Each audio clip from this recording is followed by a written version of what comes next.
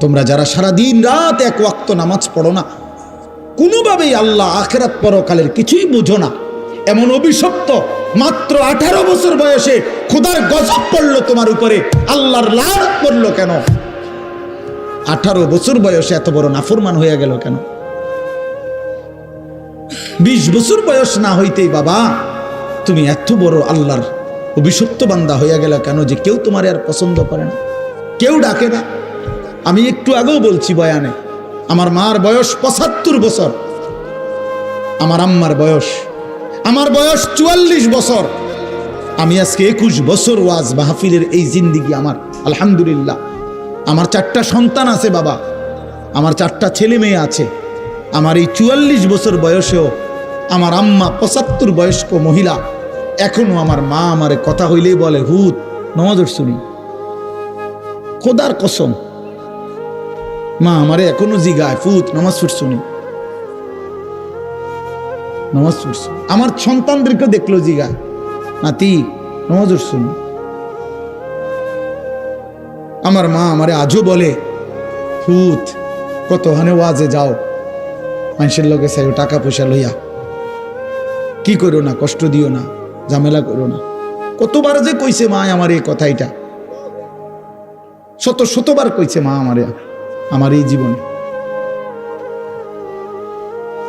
কিরে ভাইয়া, 75 বছর বয়স্ক মা তো আমার 44 বছর বয়সী সন্তানকে আজও ডাকে যে ফুত নামাজ পড়ছনি, তোমার বয়স মাত্র 18 বছর, তোমারে কেন কেউ ডাকে না?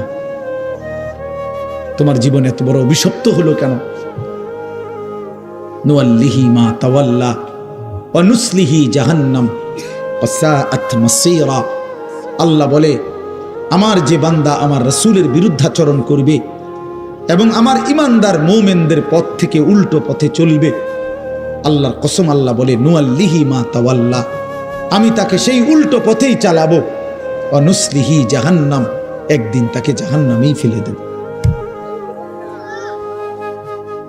একদিন তাকে জাহান্নামেই ফেলে দেব। ওয়ালা তাকুনু কাল্লাযীনা নাসুল্লাহ ফাআনসাহুম আনফুসাহুম।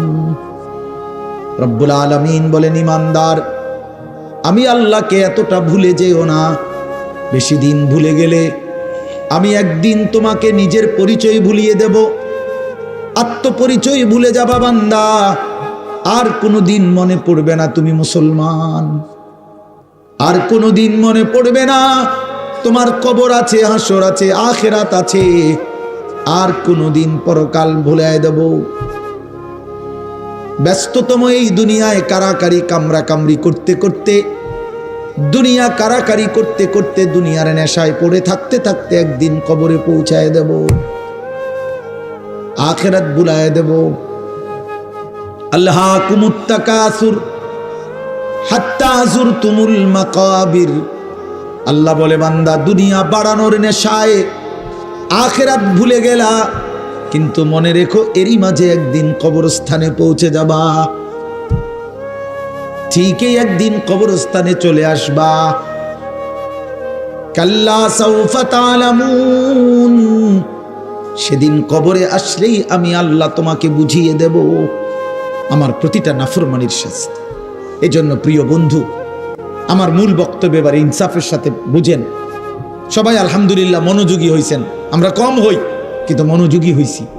এই যে আন্তরিকতা নিয়ে এখন শুনতেছেন, এবার একবার এতক্ষণের ধমকা ধমকি, মূল মাকসাদ দোস্ত, খোদার কসম আমি কোনো কারোর সাথে ঝগড়া করে বসছি না।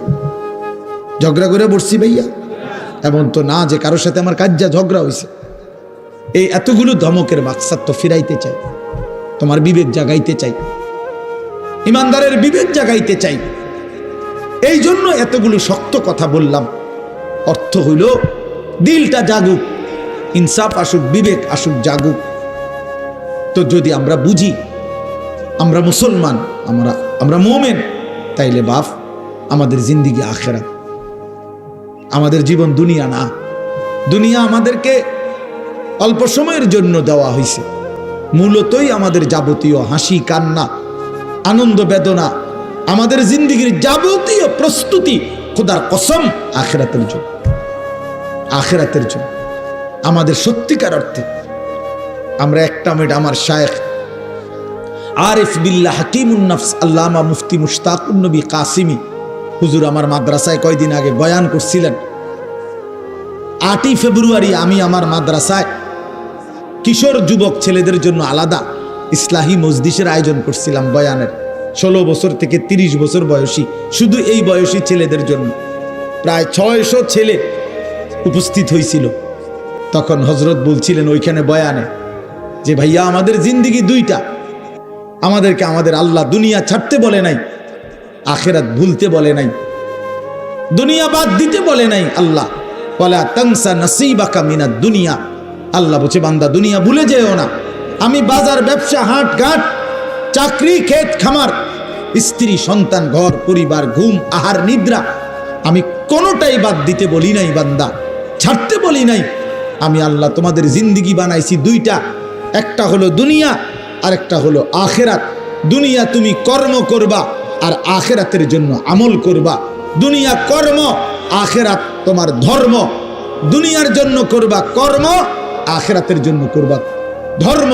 তো ধর্ম এবং কর্ম, কর্ম এবং ধর্ম মিলবে, তোমার গন্তব্য জান্নাতে হবে।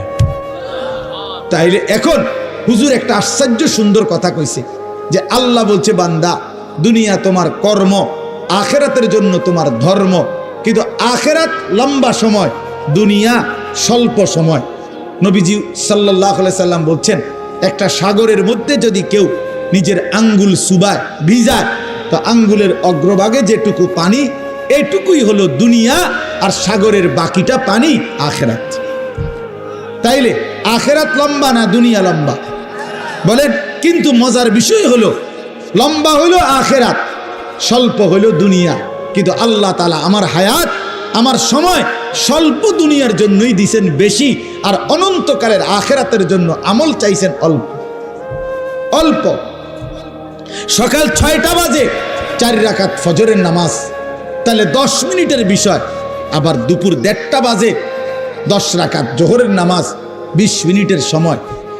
তাইলে ধরে নিলাম সকাল 6টার পরে 7টা, 8টা, 9টা, 10টা, 11টা, 12টা, 1টা, প্রায় 7.5 ঘন্টা পরে আবার 20 মিনিট। তাহলে সকালের 10 মিনিট আর দুপুরের 20 মিনিট, এই হলো 30 মিনিট মনে করেন আখেরাতের জন্য, আর 7.5 ঘন্টা আমার দুনিয়ার কর্মের জন্য। তাহলে স্বল্প সময়ের দুনিয়ার জন্য আমারে সুযোগ দিলেন বেশি, অনন্তকালের আখেরাতের জন্য আমলের জন্য চাইলেন আমার কাছে অল্প সময়। এটাও আল্লাহর জন্য আমরা দেব না? এটা ইনসাফ হইল? এটা বিবেকের দাবি হইল ভাইয়া? অতএব আমি অনুরোধ করছি মেহেরবানি করে আমরা ভাবতে শিখি। তাইলে শেষ, আমার কথা শেষ, আর অল্প একটু কথা।